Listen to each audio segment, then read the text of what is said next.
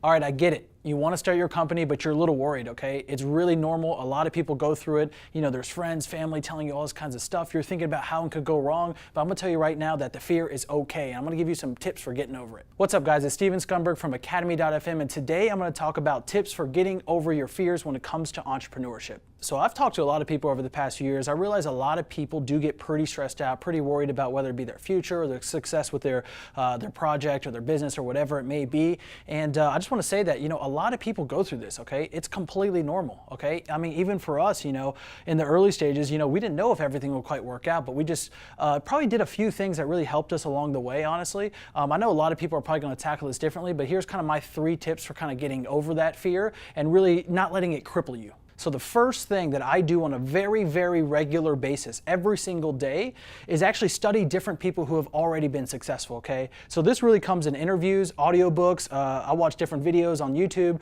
about different successful people. Autobiographies are great. And the biggest reason is because you'll take a look at something like a business, like let's say Walmart, okay? This is a absolute behemoth, okay? This thing is huge, okay? They make a lot of revenue. It doesn't even look like it's possible to start a company that big, okay? But then what you do is if you read Sam Walton's autobiography, okay, where he talks about how they got started, you realize he had very humble beginnings, right? He was starting this little 5-cent store, and you know, it was nothing really crazy. It wasn't making crazy amounts of money or anything like that. It took him a lot of hard work over the course of many, many years to really get that thing going. And you realize that even after his first 5 years or so, it wasn't still this booming crazy thing, okay? He put a lot of work into it. But when you take a look at his story, versus just looking at that end goal, you almost like, when you just look at Walmart, it's like, this is impossible. There's no way you could have a company this big. But then you look at this average guy, you know, who's just starting this company along the way and has a small little shop with his wife and all this different stuff. You start to realize like, wow, I can do that. You know, I might not be able to do the Walmart thing, but I could do this little thing. And the same thing happens if you watch, you know, maybe videos, interviews of different people who have been successful in your industry, right? If you're trying to be a fitness influencer, maybe you watch like the backstory of different people's fitness careers, right? How they got started, how they grew their Instagram, and you realize like, oh, wait, what? Like you were just doing this thing and you couldn't get any followers either for the first couple months, right? You start to be able to really relate with that person, and you realize something flips in your brain. We're like, wait a minute, this is actually possible. And the thing is, if you do that on a regular basis, like every single morning, I do it when I'm at Starbucks. I'm usually going over some different metrics, my email, stuff like that. And what I'm doing is I'm listening to interviews of highly successful people because I don't want myself to ever think I couldn't do something like that, okay? And that's what happens with a lot of people. They just don't fill their mind with the right ideas.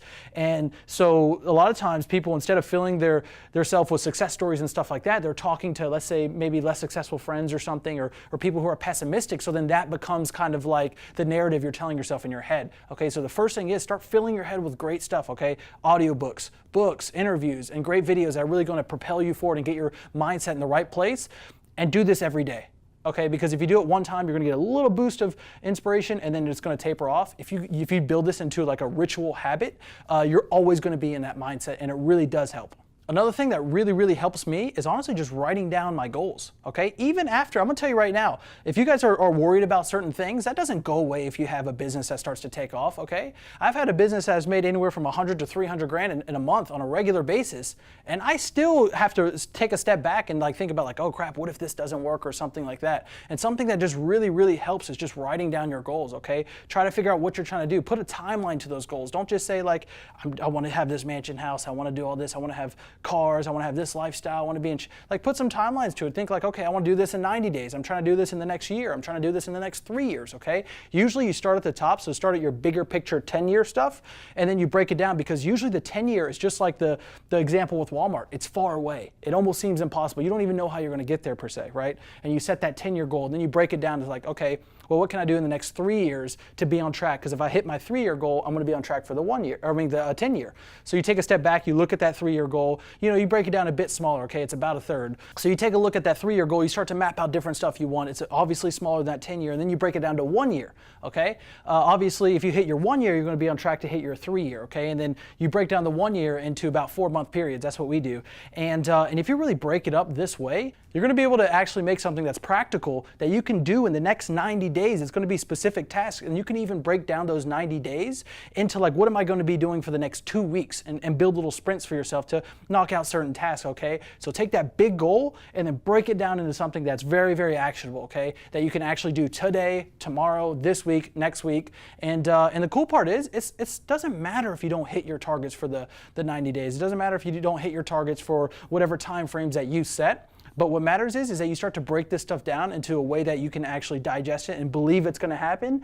And that's really going to help you overcome that fear, because sure, 10-year target, for me, it's huge, okay? I at least want a $100 million company. I at least want to be doing some really cool stuff with my life and all this different stuff. But if you constantly just look at that giant goal, sometimes your head's going to start to hurt, because you're going to think like, oh, I don't know if I can get there. But then you break it down into like, hey, how about I shoot some videos this weekend, some cool tutorials to maybe help build up a little bit of the marketing and business brand. It's like, okay, maybe that's actionable, right? So you start to build on these little successes, and it'll really help you get rid of that fear, especially for the long run, because you're not so worried about hitting those bigger goals. You're actually focusing on the things you're winning on in the shorter term that will help kind of carry that longer term thing.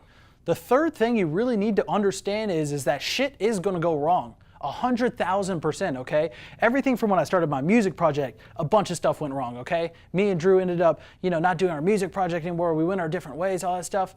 Big deal, okay? I started a organic grocery store online where you could buy supplements and stuff, okay? That went terribly wrong. I spent a lot of time in it. I tried to build websites for people. Nobody would give me any money except for my aunt to build up her little website and do social media marketing, okay? There was a lot of things that really went wrong, but the truth of the matter is it was 100% okay. You shouldn't be so attached to the outcome that if something goes wrong, your whole life is ruined, okay? That's not why people get into entrepreneurship.